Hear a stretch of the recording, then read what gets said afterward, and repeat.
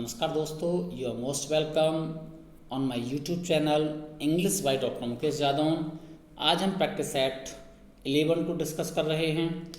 यदि आप पहली बार मेरे चैनल पे आए हो तो चैनल को सब्सक्राइब कर लेना ताकि लेटेस्ट वीडियोस आप तक पहुंचती रहें, और आपको वीडियो अच्छा लगे तो लाइक ज़रूर करिएगा। तो प्रैक्टिस सेट 11 में सबसे पहले आपका पैसेज दिया हुआ है, और पैसेज के बेस्ड जो क्वेश्चन हैं 1 to 5 उनको हम करेंगे, लेकिन उससे पहले हम पैसेज को पढ़ लेते हैं। तो पैसेज है, the report published by a Delhi based non governmental organisation working for a elimination of child labour in India says that there is no end in sight. ये टाइपिंग मिस्टेक है, यहाँ पर ये देयर है, ये टाइपिंग में रह गया है। There is no end in sight to the sordid saga of child labor. The studies conducted reveal the nightmarish ordeals that a vast majority of children undergo, forgetting the basic necessities of life. One of the activists narrated that heartrending and shocking stories of many helpless children. He accused the society of insensitivity towards this vulnerable section. It said that more than 5% of the total Indian population are child workers. Tens of thousands are chiefly engaged in agriculture in rural areas and in varieties of industries in urban areas. Children as young as 7 years of age, ये भी आपका यहाँ पर as है, ये typing mistake है। Spend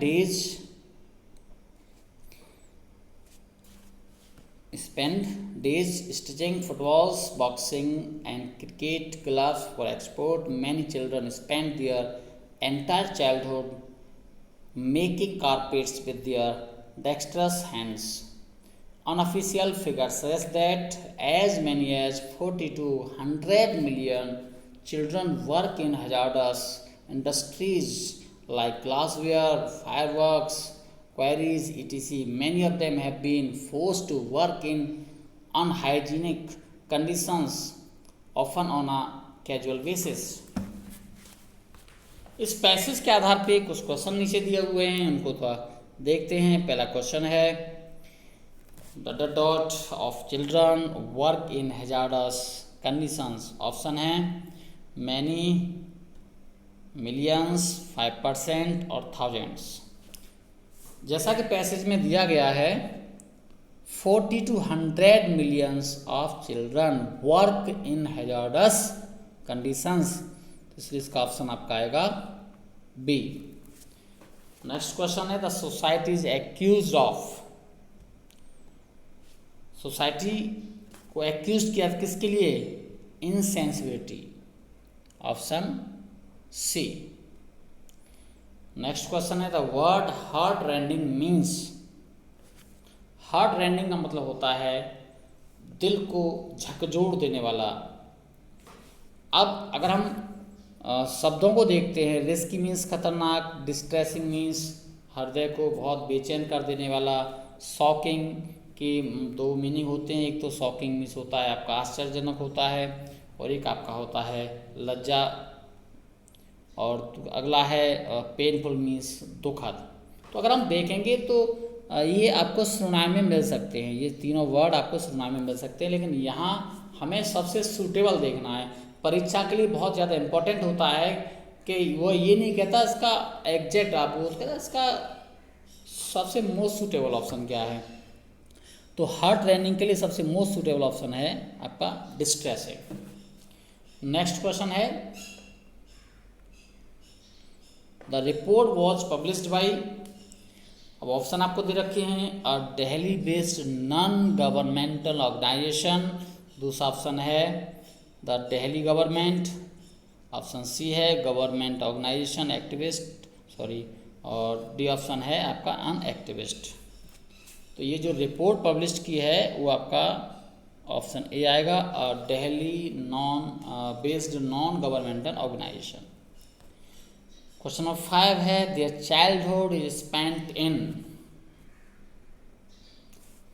according to passive हम बात करना है, their childhood is spent in happyless conditions, option सी।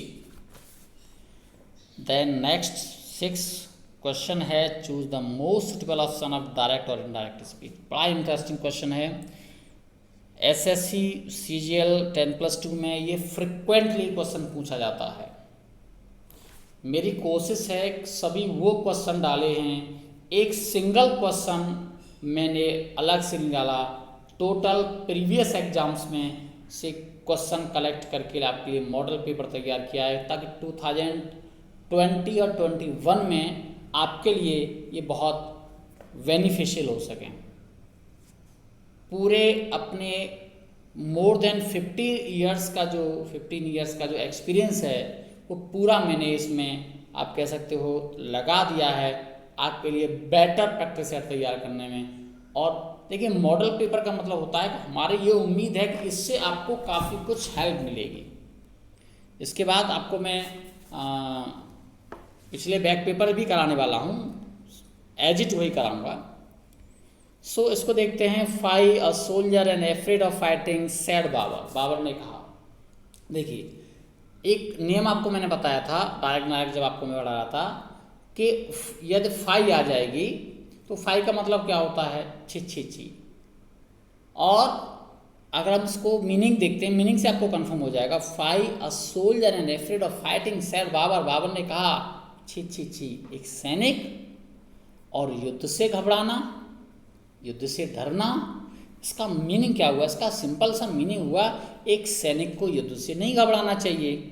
और इसीलिए जब हम फाई एक बार आ जाए, 2 बार आ जाए, जब हम उसको इनडायरेक्ट बनाते हैं तो फाई को हटा देते हैं, सैड या सैड टू को कस्ड एंड एक्सक्लेम्ड में बदल देते हैं, और वाक्य को एक दैट क्लॉज में बदलते हैं जिसमें शुड नॉट का प्रयोग होता है। यानी जो मीनिंग है उसके अकॉर्डिंग बदलते हैं। यानी वो इसका जो सेंस क्या है, अ soldier and afraid of fighting, इसका मतलब है एक सैनिक को युद्ध से नहीं घबराना चाहिए, तो इसलिए शुड नॉट का इसमें यूज किया जाता है। तो आप ऑप्शन ए देखेंगे, इसमें आपका एक्सक्लेम तो है लेकिन यहाँ कर्स्ड नहीं है, उसमें कर्स्ड और एक्सक्लेम दोनों आते हैं जब हम फाई को रिप्लेस करते हैं। दूसरे में भी यहाँ कर्स्ड है लेकिन यहाँ एक्सक्लेम नहीं है। ऑप्शन सी में कर्स्ड है, यहाँ एक्सक्लेम नहीं है, इसलिए ऑप्शन डी आएगा। कर्स्ड एंड एक्सक्लेम्ड दोनों हैं यहाँ पर। That a soldier should not be afraid of fighting. Then we will discuss about question number 7, and question number 7 is based on remove two. और रिमूव टू में आपको नियम याद कर दिला दूँ मैं, जब 2+ एडजेक्टिव के बाद 4+ कॉमन नाउन आया हो और कॉमन नाउन से पहले कोई आर्टिकल हो, यानी इंडेफिनिट आर्टिकल हो, तो हम उसको जब चेंज करते हैं उस कॉमन नाउन को दैट क्लॉज का ऑब्जेक्ट बना देते हैं, और दैट क्लॉज में मेन वर्ब के स्थान पर बी का प्रयोग करते हैं, फॉर हटा दिया जाता है, और टू को सो में रिप्लेस कर देते हैं। इसलिए इसका जो ऑप्शन आएगा, पहला तो आपका नहीं आएगा, दूसरा न्याय सोसरो that she can not be a runner, ये आपका दूसरा सही है। तीसरा ऑप्शन देखते हैं, ये कंपैरेटिव डिग्री बना दी इसलिए गलत हो गया। फोर्थ में वेरी लगा दिया इसलिए गलत हो गया, इसलिए option B. Then question number 8 है आपका, choose the most suitable option of active और पैसिव वॉइस।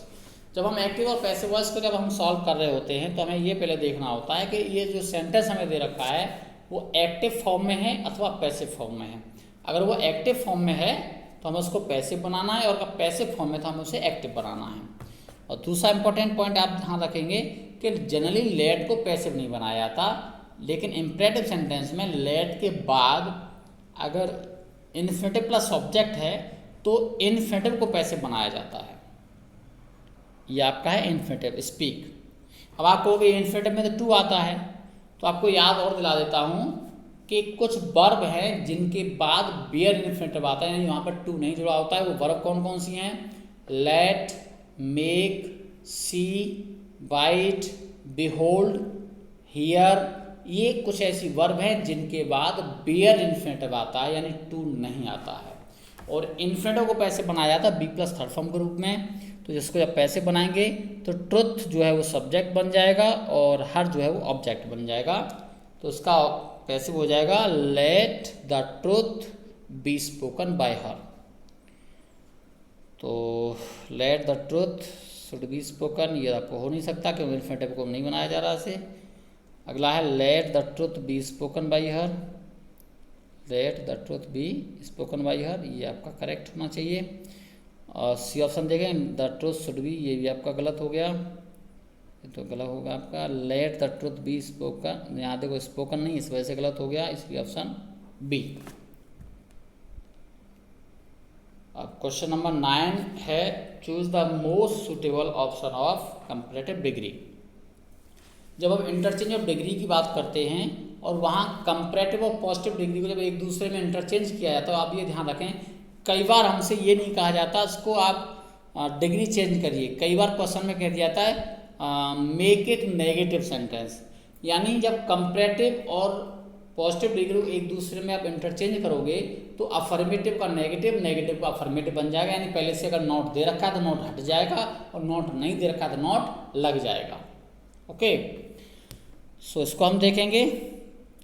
यहाँ अनआस सी के स्थान पर पहुंच जाएगा और सी अनास के स्थान पर पहुंच जाएगी, क्योंकि कंपैरेटिव और पॉजिटिव डिग्री को जब हम चेंज करते हैं तो कम विशेषण वाला और अधिक विशेषण एक दूसरे से रिप्लेस हो जाते हैं। कंपैरेटिव डिग्री में देन आता है और एडजेक्टिव की सेकंड फॉर्म आती है, यानी ईआर फॉर्म आती है। तो ऑप्शन ए आपका गलत है क्योंकि इसमें कंपैरेटिव नहीं बनाया गया है। Option B Anas is duller than, ये इसलिए गलत है, इसमें नॉट नहीं आया है। Option C as is dull than, यहाँ पर डलर नहीं किया गया है इसलिए गलत हो गया। तो Anas is not duller than C, इसलिए ऑप्शन डी। आगे हैं कॉमन एरर्स, और कॉमन एरर्स को देखेंगे।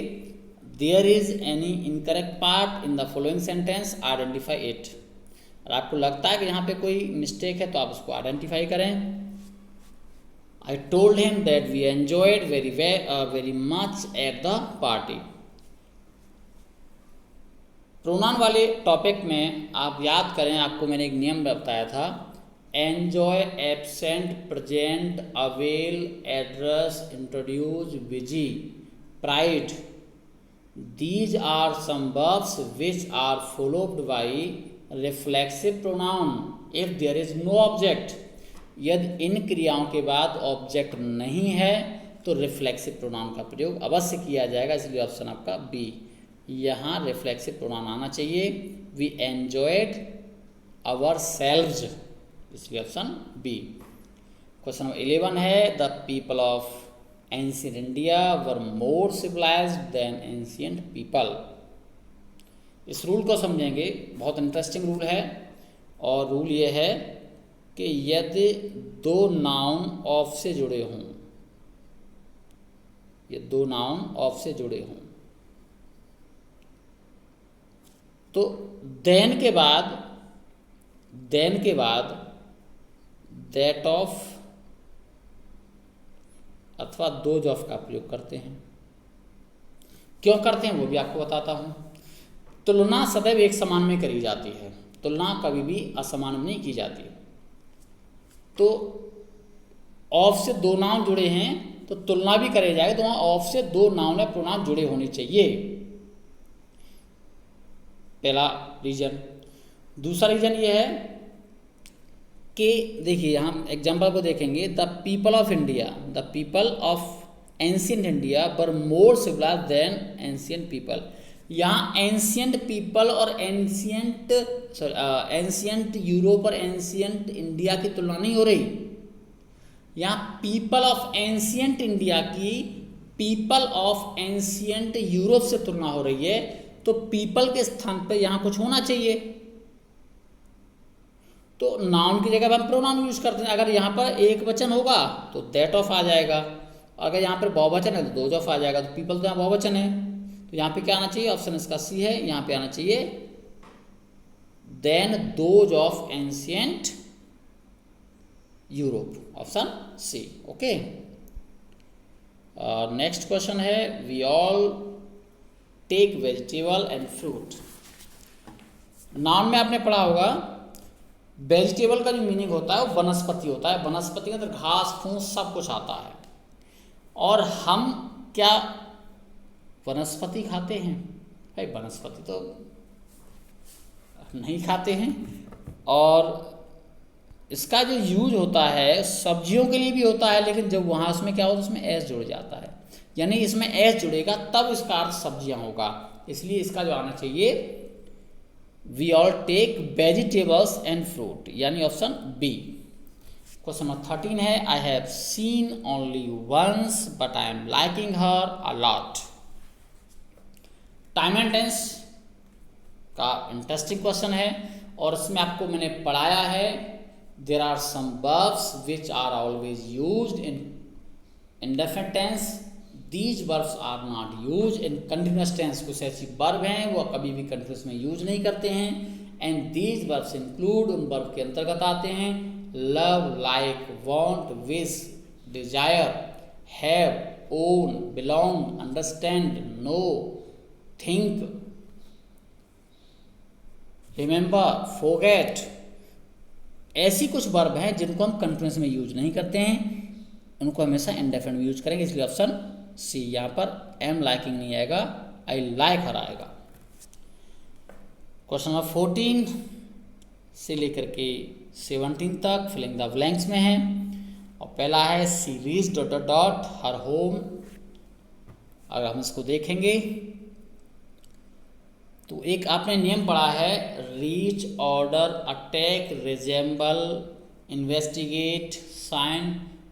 इन क्रियाओं के बाद ऑब्जेक्ट से पहले प्रपोजिशन नहीं लगाते। इसमें आपको मैं एक चीज़ और ऐड कर देना चाह रहा हूँ कि किसी भी ट्रांसिटिव वर्ब, अपने ज्ञान को इतना सीमित मत करिए कि ये 4 क्रियाएं हैं या 5 क्रियाएं हैं।